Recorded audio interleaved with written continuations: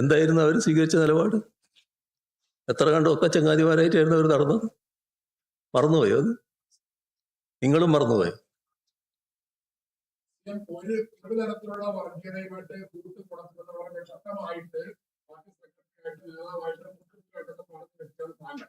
പക്ഷെ താങ്കളുടെ മന്ത്രിസഭയിൽ ആളുകൾ തന്നെ ഇപ്പോൾ എസ് പി വോട്ട് ചോദിക്കുന്നത് മാത്രമല്ല, അവര് നിങ്ങളെ പരസ്യമായിട്ട് സഹായിക്കാൻ തയ്യാറാണെന്ന് പറഞ്ഞപ്പോൾ ഈ കഴിഞ്ഞ 3-4 ദിവസങ്ങളായിട്ട് സി എമ്മിന്റെ ഭാഗത്തുനിന്ന് വ്യക്തമായ ഉത്തരം ഇപ്പൊ വരെ ഇല്ല. അതാണ് ഈ ചോദ്യങ്ങളെല്ലാം ഉയർന്നുകൊണ്ട് നിങ്ങൾക്ക് വേണ്ട ഉത്തരം കിട്ടുന്നില്ല എന്ന് മാത്രമേ ഉള്ളൂ. നിങ്ങൾ ആഗ്രഹിക്കുന്ന ചില കാര്യങ്ങളുണ്ട്. നിങ്ങൾ ആഗ്രഹിക്കുന്നത് ഞങ്ങൾക്ക് സാധാരണഗതിയിൽ വലിയ തോതിലുള്ള ഒറ്റപ്പെടൽ വരണമെന്നാണ്. പക്ഷെ എന്ത് ചെയ്യാനാണ്? നാട്ടുകാരങ്ങനെ ഒറ്റപ്പെടുത്താൻ തയ്യാറല്ല. നല്ല രീതിയിൽ ഞങ്ങളെ പിന്താങ്ങാനാണ് തയ്യാറാകുന്നത്. അതുണ്ടാക്കുന്ന വേവലാതിയുണ്ട്. അത് ചെറിയ വേവലാതിയല്ല.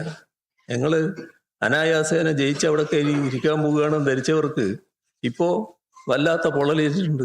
ജനങ്ങളുടെ പ്രതികരണം, ജനങ്ങളുടെ മനോഭാവം, ഓരോ ദിവസം കഴിയുന്തോറുമുള്ള പ്രശ്നങ്ങൾ, അതിൻ്റെ ഭാഗമായി LDFന്റെ സ്വീകാര്യത വർദ്ധിക്കുന്നത്, നേരത്തെ ഉള്ളതിനേക്കാളും കൂടുതൽ സ്വീകാര്യതയിലേക്ക് LDF ഉയരുന്നത്. അങ്ങനെ വരുമ്പോൾ മറ്റേതെങ്കിലും തരത്തിലുള്ള പുകമറ സൃഷ്ടിക്കാൻ പറ്റുമെന്നാണ് നോക്കുന്നത്. ഒരു പുകമറയും ഞങ്ങളെ ബാധിക്കില്ല. കാരണം ഞങ്ങൾ സുതാര്യമായ നിലയാണ്. എല്ലാ ഘട്ടത്തിലും വർഗീയ വിരുദ്ധ നിലപാടാണ്. ഒരു വർഗീയതയുമായും കൂട്ടുകൂടുന്ന നിലപാട് ഞങ്ങൾക്കില്ല. ഒരു വർഗീയതയുടെയും താല്പര്യം സംരക്ഷിക്കാനും ഞങ്ങളില്ല. എല്ലാ വർഗീയതയോടും ഒരേ നിലപാടാണ്. അതാണല്ലോ ഇവിടുത്തെ തെളിവ്. ഇന്ന് നമ്മുടെ സംസ്ഥാനം പോലെ മറ്റേതൊരു സംസ്ഥാനമുണ്ട് ഈ 10 വർഷമായി ഒരു വർഗീയ കലാപവും വർഗീയ സംഘർഷവും ഇല്ലാത്ത നാടായിട്ട്? ഇവിടെ വർഗീയ കലാപം ഉണ്ടായിട്ടില്ലേ? നേരത്തെ വർഗീയ സംഘർഷം ഉണ്ടായിട്ടില്ലേ? എന്തുകൊണ്ടാണ് ഇവിടെ ഇല്ലാത്തത്? LDFന്റെ സുതാര്യമായ നിലപാടല്ലേ, വർഗീയ വിരുദ്ധ നിലപാടല്ലേ? അതിന്റെ ഭാഗമായിട്ടല്ലേ? ഏതെങ്കിലും വർഗീയ ശക്തിയായിട്ട് ചാരി നിൽക്കുന്ന നില ഇവിടെ സ്വീകരിക്കുന്നില്ലാലോ. വിട്ടുവീഴ്ചയില്ലാതെ എതിർക്കുന്ന നിലപാടല്ലേ? അപ്പൊ അതെല്ലാം നാടിന്റെ അനുഭവമല്ലേ, ജനങ്ങളുടെ അനുഭവമല്ലേ? അതുകൊണ്ട് തന്നെ ഞങ്ങളെ മേലെ അത്തരത്തിലുള്ളതൊന്നും ചാർത്താമെന്ന് ആരും കരുതണ്ട. മത്സരിക്കാൻ AICC നേതാക്കൾ തന്നെ നേരിട്ട് കോഴ വാങ്ങിയെന്ന് കോൺഗ്രസിന്റെ നേതാവിന്റെ ഭർത്താവ് തന്നെ പറയുന്നു. നേരത്തെ KC വേണുഗോപാലായിരുന്നു. ഇപ്പൊ കൊടിക്കുന്നിൽ ശ്രീകാന്തിന് ശേഷം ഇപ്പൊ പ്രിയങ്ക ഗാന്ധിയുടെ PA തന്നെ പണം വാങ്ങി നേരിട്ടുള്ള വാർത്തകൾ വരും. ഇപ്പോഴും AICC ലീഡർഷിപ്പ് ഇതിന് മറുപടി പറഞ്ഞിട്ടില്ല. CM ശ്രദ്ധയപ്പെട്ടിട്ടുണ്ട്. ഇത് നേരത്തെ തന്നെ ഉയർന്നു വന്നൊരു കാര്യമാണല്ലോ. അതിനെപ്പറ്റി എന്തുകൊണ്ടാണ് AICC നേതൃത്വം ഗൗരവമായിട്ട് എടുക്കാത്തത്? ഇവരുടെ എല്ലാം ബന്ധപ്പെട്ട വളരെ അടുത്ത് വേണ്ടപ്പെട്ടവരും നേതൃനിരയിലുള്ളവരുമാണല്ലോ ഇതുമായി ബന്ധപ്പെട്ട് ആരോപണ വിധേയരായിട്ടുള്ളത്. ആരോപണം ഉന്നയിച്ചയാള് കോൺഗ്രസിന് വേണ്ടാത്തയാളല്ലോ. അവിടുത്തെ മുൻ മഹിളാ കോൺഗ്രസ് നേതാവിന്റെ ഭർത്താവാണല്ലോ.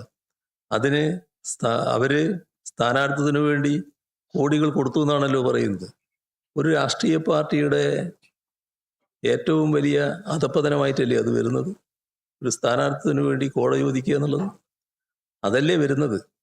ഇത് തെളിവുകളോടുകൂടിയല്ലേ പറയുന്നത്. അക്കൗണ്ടിലാണ് കൊടുത്തതെന്ന് പറയുന്നുണ്ടല്ലോ. അത്തരം കാര്യങ്ങളടക്കം വരുമ്പോൾ കൃത്യമായ വിശദീകരണം നടത്താൻ ഒരു രാഷ്ട്രീയ പാർട്ടി എന്ന നിലക്ക് ബാധ്യതയുണ്ടല്ലോ. ഇതേവരെ AICC നേതൃത്വം എന്തെങ്കിലും പറഞ്ഞോ? AICC നേതൃത്വത്തിന്റെ വക്താക്കളായി നടക്കുന്നവരുണ്ടല്ലോ, അവർക്ക് യാതൊന്നും പറയാനില്ലല്ലോ. അപ്പൊ അതൊക്കെ ഈ പറയുന്ന കാര്യത്തിൽ തൽക്കാലം മറുപടി ഇല്ല എന്നുള്ളതല്ലേ വരുന്നത്. ആ മൗനം കൊണ്ട് കുറ്റം തെളിയല്ലേ? അതല്ലേ സംഭവിച്ചിട്ടുള്ളത്.